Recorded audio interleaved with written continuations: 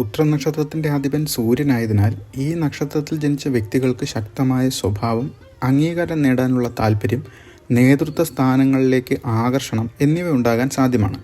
2025 May മാസത്തിലെ പ്രവചനങ്ങൾ വിശകലനം ചെയ്യുമ്പോൾ ഈ സൗരസ്വാധീനം ഒരു പ്രധാന ഘടകമായിരിക്കും.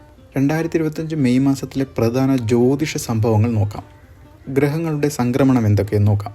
2025 മെയ് മാസത്തിൽ നിരവധി ഗ്രഹങ്ങൾ രാശി മാറുന്നു. ബുധൻ മെയ് 7-ന് മേടൻ രാശിയിലേക്ക് സംക്രമിക്കും. തുടർന്ന് മെയ് 23-ന് ഇടവൻ രാശിയിലേക്ക് വീണ്ടും മാറും.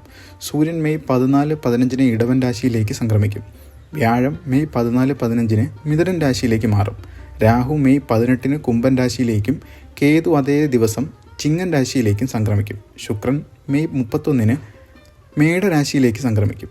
ചൊവ്വ മെയ് മാസത്തിൽ ഉടനീളം കർക്കടക രാശിയിൽ സഞ്ചരിക്കും. ശനി ഈ മാസം മുഴുവൻ മീനരാശിയിൽ തുടരും. കൂടാതെ ബുധൻ മെയ് 18-ന് മേടരാശിയിൽ ദഹിക്കും, അതായത് ജ്വലനം സംഭവിക്കും. മെയ് മാസത്തിലെ പ്രധാന ഗ്രഹസംക്രമണങ്ങൾ, പ്രത്യേകിച്ച് മെയ് മാസത്തിലെ മധ്യത്തിൽ വ്യാഴം മിഥുന രാശിയിലേക്കും രാഹുവും കേതുവും രാശി മാറുന്നതും ഉത്രം നക്ഷത്രത്തിൽ ജനിച്ച വ്യക്തികൾക്ക് ജീവിതത്തിൻ്റെ വിവിധ ഭാഗങ്ങളിൽ കാര്യമായ മാറ്റങ്ങൾക്ക് സാധ്യതയുണ്ട്. ഈ സംക്രമണങ്ങൾ പുതിയ അവസരങ്ങളും വെല്ലുവിളികളും കൊണ്ടുവന്നേക്കാം. അത് പരിഗണിക്കേണ്ടതുണ്ട്. മെയ് മാസത്തിൽ വ്യാഴം, രാഹു, കേതു എന്നീ 3 പ്രധാന ഗ്രഹങ്ങൾ രാശി മാറുന്നത് ഒരു പ്രധാന ജ്യോതിഷമാണ്.